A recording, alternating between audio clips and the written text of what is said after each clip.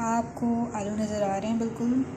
तो आज हम आलूओं से कुछ बनाने जा रहे हैं। तो सबसे पहले आप ये देखें कि मैंने आलू को अच्छी तरह छील के और इसको स्लाइसेस काट लिया और अब मैंने इसको पानी में डाल दिया।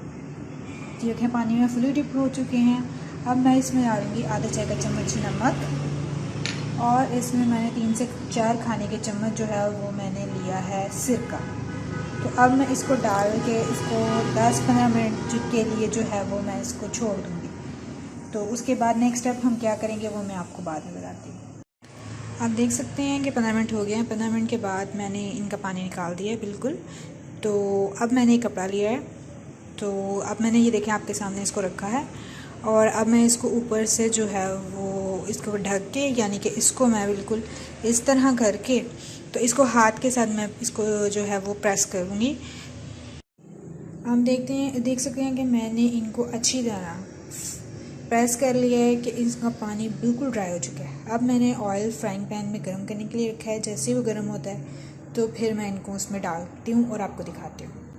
आप देख सकते हैं कि मैंने इन चिप्स का पानी निकाल दिया है और 2 से 3 खाने के चम्मच मैंने जो है वो कॉर्नफ्लोर की डस्टिंग इस पर कर दी है।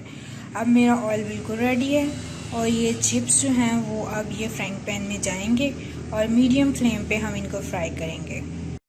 अब देख सकते हैं कि मैंने वो सारे चिप्स नहीं डाले, हाफ डाले हैं और मीडियम फ्लेम पे मैं इनको फ्राई कर रही हूँ और डालते साथ ही आपने चम्मच नहीं हिलाना। अब इसको थोड़ी देर के लिए छोड़ दें तो फिर उसके बाद आप चम्मच हिलाना शुरू करिएगा।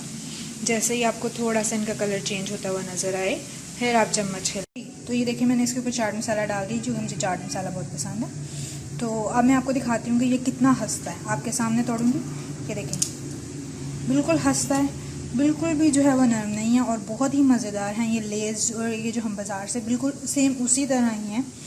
तो बना के बताइएगा कि आपको कैसे लगे। अगर अच्छे लगे तो वीडियो को ज़रूर लाइक कीजिएगा और मेरे चैनल को ज़रूर सब्सक्राइब करें।